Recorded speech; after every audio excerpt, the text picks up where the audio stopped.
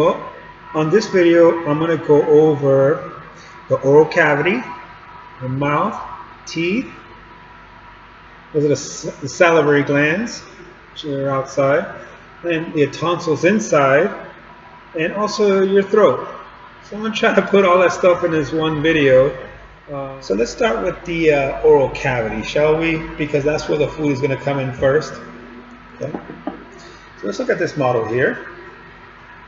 Do the oral cavity here. Let me get my little pointer.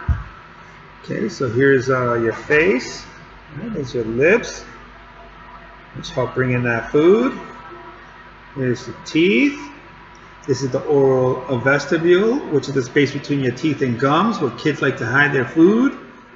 And they say they swallowed it, and they just see this big old ball on their oral vestibule, the imprint of it. The teeth. Here's your oral cavity. There's your tongue. Okay. Here we have the hard palate, the soft palate, and the uvula. Hard palate, soft palate, uvula. But this is the lingual tonsil. Here's the palatine tonsil. And this is the pharyngeal tonsil, or adenoids. Okay, those tonsils help fight any microorganisms because they have white blood cells. So they're part of the lymphatic system. Okay, they're lymphatic tissue. And I guess what we can do is that we can point out the pharynx because what we're going to do is go over the tooth. That's going to take a little while. So, and you also have your glands here. You have your parotid gland, this big old thing right here. Parotid gland is a parotid gland duct, and that duct is going to empty enzymes, mainly salivary amylase, into your mouth, and that's going to help the catabolism of the food. So it'll break down trisaccharides into disaccharides, and then eventually the disaccharides will be broken out to monosaccharides in the small intestines. Okay. All right. So we have our salivary glands. We have the parotid gland. We have the submandibular gland. There, submandibular gland underneath the mandible, and it doesn't unfortunately show the sublingual gland. So those are our three glands. Okay, so let's go down to the throat, which is named the parts of the pharynx, which the throat, which is the pharynx, the pharynx, which is the throat. You want to say pharynx, or pharynx, some people say. So we have the nasal pharynx up here near the nose, the oral pharynx, and then we have the laryngeal pharynx. Okay. And here the food will decide whether to go down the windpipe or down the esophagus. Okay? Oh, also the opening to the back of your throat, that's going to be called the fauces, the opening, which allows the food, or the bolus, which is broken down or helped broken down by the salivary glands, and also the walls of the mouth, like the buccinator muscles, the hard palate, the tongue, all that's going to form that bolus. And then the bolus is going to eventually go through the fauces and then down your esophagus, and then eventually to the stomach. All right, so I think that's it for the preliminary structures here. So let's start getting now into the tooth. This is what the teeth look like. This is the lower left quadrant.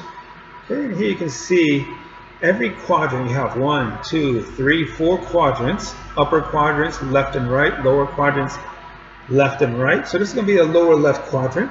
So every quadrant is going to have eight teeth, okay? And the 8th tooth of that quadrant is what you will refer to as the third molar, or the wisdom tooth. So here you can see it's kind of a little bit bright here. It's very white. Okay, you like that? These two will be the incisors. This is the canine. These two here are the premolars and the 3 molars. So you can look at it as ICPM. Or ICBM, because you can say this is bimolars instead of premolars, and then molars. Okay, so it's basically 2, 1, 2, 3, 2, 1, 2, 3. That makes up the 8 teeth in that one quadrant. 2 incisors, 1 canine, 2 premolars, and 3 molars. Okay, so let's look at the components of the tooth. Oh, can I see something here? No, there's no gland there. Hey, it's got to be the submandibular gland right there. That's the submandibular gland. Incredible. All right. Here, number 17, this is going to be the crown. So that goes from this region to that region. All this up here is the crown. Here we have the neck, where the gum is located, the gingiva, or the gingiva. And then from here down to the bottom of the tooth, that's going to be called the root. Okay? Let's name some components of this. See if it looks better from back here. Not as bright. But if I have to bring it forward, I'll bring it forward. But this white part of the tooth, that's called the enamel. Enamel. Okay? The white is the enamel. This yellow part in here with these little brown lines, let's see here, that's called the dentine. Dentine. This in here is called the pulp cavity, which contains the pulp.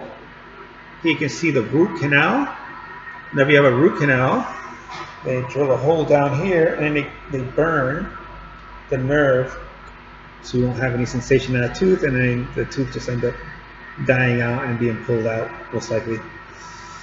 Okay, so that's the root canal, and this down here is the apical foramen. Okay, some other components. This is actually the alveolar margin, or the alveolar process. That's the bone, which acts like a socket, and the tooth goes inside the socket. So that's the socket's called the alveolar margin. What holds the tooth in place, let's see here. This is called the periodontal ligament. Periodontal ligament, for some reason I forgot that. Periodontal ligament, I hope that's right. Periodontal ligament. So it kind of gives your tooth a little bit of movement. Okay. And then here, this number 23. Okay, that's called a cementum. So that kind of keeps the tooth in place. So periodontal ligament, cementum, keeps the tooth stuck in place into the alveolar margin, alveolar process. Okay. So I think that's pretty much it for the tooth there. Oh, the gingiva, which are your gums. Okay, the gingiva sulcus. So when you floss, you try to get down there, not too far, just a little bit. Stuff gets stuck in there, food gets stuck in there. Gingiva. If you want to floss, so that gingiva can be healthy. You don't want the gingiva to be red and bleeding all the time. Just try, just floss every day. I think that's about it. All right, let's look over here to this side. Maybe there's some things here. There's so many models on this table. But these are your teeth. Again, let's just review. We have the two incisors. You tilt it a little bit that way. Okay. So the two incisors, one canine, two premolars, and then your three molars. ICPM or ICBM. Okay, and down here, finally, we have the, I don't know if you can see this, it's a little bit bright. Like that, I guess. All right. Here's the hard palate. Hard palate, soft palate, and uvula. And then you have your two incisors, one canine, two premolars, and three molars. So 1, 2, 3, 4, 5, 6, 7, and 8. The 8 teeth per quadrant. Alright, so that's pretty much it. There's quite a few things in this video. Everything that's up here. Oral cavity, your salivary glands, your tonsils, oral cavity, your throat, and eventually breaking down the tooth, the individual tooth. Okay. All right, so that's it, pretty much it, guys. There, I pretty much covered everything I need to do in that area. The food will go from the oral cavity down to your stomach, which I have a video on that, to the small intestines, which I have a video on that. And then my last video I'm going to do here for the GI tract is going to be the large intestine, so I'll do that next. And then I'll finish the last two videos on the liver and then eventually the pancreas, or the pancreas then the liver. Whichever you want to see first, okay? All right, hope you like and subscribe, and I will see you on the large intestine video. Take care, bye.